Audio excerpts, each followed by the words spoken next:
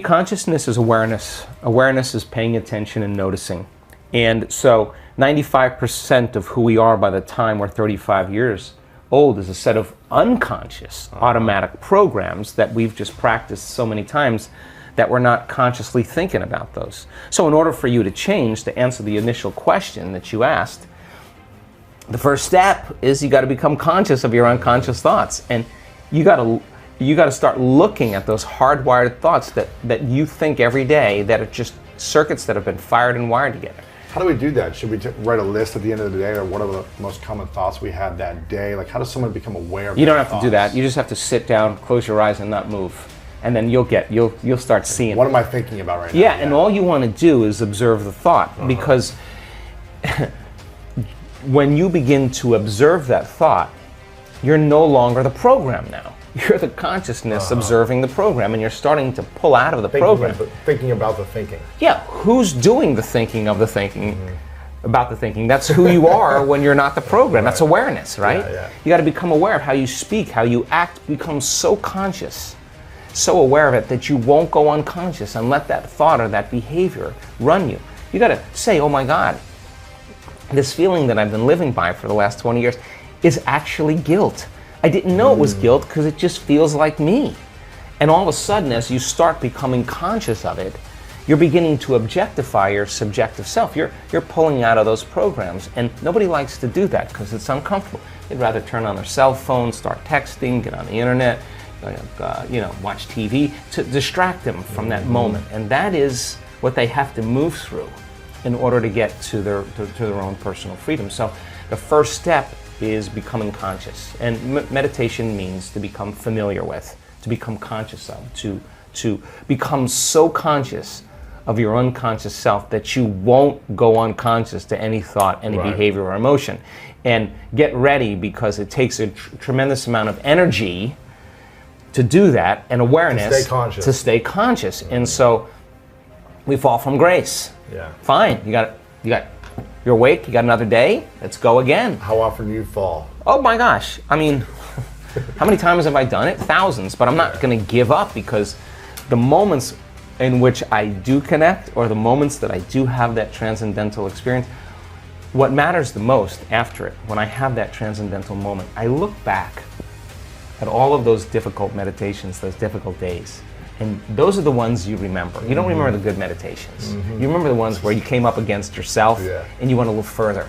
And you said, I'm gonna go a little further, I'm gonna go a little further. Or you had a rough day and you just went in and you at the end of the day, you surrender and you have the classic, oh my God moment. There's no linear correlation. It's just whether you're willing to live in creation instead of living in survival. And so you get better at it. We just get better at it. And for me, staying conscious and staying aware and staying present is an art, because you know when someone's present with you in your life because they're paying attention to you. You know when they're not present with you because they're not paying attention to you. So imagine this field of information, this intelligence that lives within you and I, that's governing everything material in this world. It's a self-organizing intelligence. You have access to it, so you better get present with it as well as you can get present with anything else. And just because you can't see it doesn't mean it doesn't exist. That realm you can't experience with your senses. You can only experience with your awareness. So then people have to take their attention off their bodies and go from a somebody to a nobody. Take their attention off the people in their life and go from that they identify with, and go from a someone to a no one. Take their attention off the things in their life, their cell phone, their computer, their car, and go from something to nothing. Take their attention off where they sleep, where they work, where they're sitting, and go from somewhere to nowhere. Take their attention off the predictable future and the familiar past and time, and go from sometime to no time. And now if you're taking all of your attention off of everything material in this three-dimensional reality, now there's only one other thing that's left. That means you're an awareness, your consciousness. And now, that is the bridge, that is the door to the quantum field, and you can't enter the quantum field as a somebody. So if someone has spent their whole life working on having the perfect body, or so much so they have so much attention on their pain, where you place your attention is where you place your energy, it's going to take some work for them to take all of their attention off their body, right? Because they'll do it and then they'll go back, let's see if the pain's still there. Oh, the pain's still there. So it's a little bit of a waltz in the beginning, but as people start applying this, you start getting better at it. As an example, we had Bond University, university in Australia on the Gold Coast. Senior researcher took the large majority of my brain scans, and she had them analyzed by her graduate students, and they statistically looked at everything. One of the most startling things for the research team was our community's ability to get to that point where there's nobody, no one, no thing, nowhere, no time. And I'm talking 4 seconds. I'm talking 5 seconds. I'm talking 9 seconds. Just give me a second. I know how to do this. They've practiced it enough times that the creative moment is when you get beyond yourself, when you dissociate from everything known in your material world.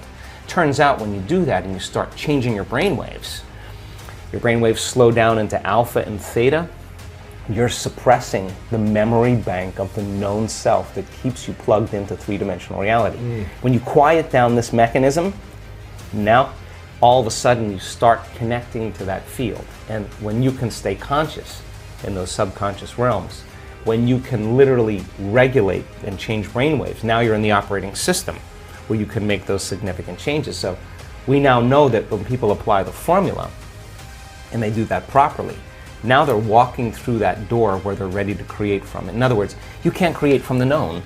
You can't create with your body. That's matter trying to change matter. And you can do it, it's just going to take a long time. Right. But when you create from the field instead of from matter, there's a whole different set of dynamics that takes place. And why not push that envelope to see, okay, if we've done this, is it possible to do this? As an example, we do these wonderful healing circles where you see these dramatic, instantaneous changes.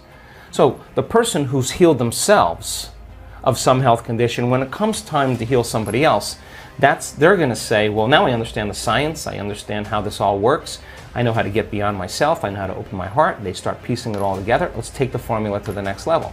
Now they witness a significant change in a person's body in real time, right there.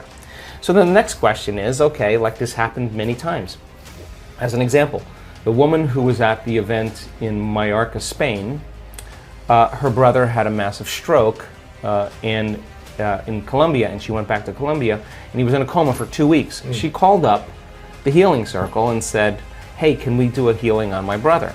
Now, if you're playing by the rules of Newtonian physics, three-dimensional reality, you're going to say, well, you need to be in front of the guy in order to heal him. But if you understand there's no separation in the quantum, that everything's connected when you're in that place, so wouldn't that be the next application of the formula? So they go over the science, they get it. Okay, we just need a picture of him, and that's our coordinate. And if we're in the field, sending a frequency to that coordinate. Yeah, but you're not sending it anywhere because there's nowhere to send. There's no space and time there. You're connecting to it, exactly. That's a great way to say it. In 1 hour after that coherence healing, he comes back to consciousness. Wow. Now, that's the extension of where we're going. You see, now we're progressing. A woman who was in one coherence healing group is a pediatric nurse in Children's Hospital in Seattle, and again witnessed the amazing miracle after our event in Toronto. She comes back, and there's they call them friends. There's a little guy failing. Doctors hit him with the paddles. They use all the drugs to bring him back, and they walk out of the room, and they say, we lost him. She walks over, puts her hands right in the field, and this kid comes right back online. Wow. Doctors are like, what was that? And now, so we have a lot of our interest now is, I want to get 50%. 1 out of 2 people, we're collecting the data in this coherence healings. When we're 50%, we're going to walk into a children's hospital, and we have 3 children's hospitals right now that are interested in us. We'll show them the data, we'll show them the results, we'll say we don't want any money, we'll never even touch the kids, all we want to do is just change their lives. And when we're 50%, we're going to start doing it in children's hospitals, and we're gathering the data right now. That's pretty cool. Yeah.